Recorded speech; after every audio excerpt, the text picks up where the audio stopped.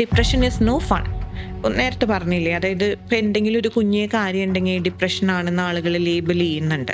ആരും നുണ പറയില്ല എനിക്ക് ഡിപ്രഷൻ ഉണ്ടെന്ന്. ആൾക്കാർ ഡിപ്രഷൻ ഇല്ല എന്ന് നുണ പറയാം, ഐ എം ഓക്കെ, അല്ലെങ്കിൽ ഐ എം ആബ്സല്യൂട്ട്ലി ഫൈൻ എന്ന് വേണമെങ്കിൽ അവർക്ക് നുണ പറയാം, അഭിനയിക്കാം, സന്തോഷം അഭിനയിക്കാം. പക്ഷെ അവർ ഉള്ളിൽ ആ നീറിപ്പുകയുന്ന അവസ്ഥ അത്രയും സഹിക്കിടുമ്പോഴായിരിക്കും അവരങ്ങനെയെല്ലാം പറയുന്നത്. കാരണം നമ്മൾ ജീവിക്കുന്നത് അത്രയും സ്റ്റിഗ്മയുള്ള സൊസൈറ്റിയിലാണ്. ഡിപ്രഷൻ ഉണ്ടെന്ന് പറഞ്ഞതിന്റെ പേരിൽ ഒരു അക്സെപ്റ്റൻസ് എവിടെയും കിട്ടാൻ പോണില്ല. എപ്പോഴും നമ്മൾ ചിലപ്പോൾ ഒന്ന് കൺസിഡറേറ്റ് ആയിരിക്കും, ചുറ്റിലുള്ളവരുടെ സിമ്പതി കിട്ടിയതുകൊണ്ട് എന്തെങ്കിലും കാര്യമുണ്ടെന്ന് എനിക്ക് തോന്നുന്നില്ല. പക്ഷേ ഡിപ്രഷൻ ആണെങ്കിലും ആങ്സൈറ്റി ആയാലും ഒക്കെ അവരത് തുറന്നു പറയുന്നത് അത് അവരുടെ കറേജിന്റെ ഭാഗമാണ്, അവരുടെ ഒരു ബ്രേവറിയുടെ ഭാഗമായിട്ടാണ് ഞാൻ കാണുന്നത്. കാരണം ഇങ്ങനത്തെ ഒരു സൊസൈറ്റിയിൽ ഇപ്പോഴും സ്റ്റിഗ്മ നിലനിൽക്കുന്നത്. കാരണം പണ്ടൊക്കെ ഇങ്ങനെ എന്തെങ്കിലും ഡിപ്രഷന്റെ പേരെന്നെ പറഞ്ഞു കഴിഞ്ഞാൽ ആൾക്കാർ പറയും ഇതൊന്നും പുറത്തു പറയേണ്ട, കല്യാണം നടക്കില്ല.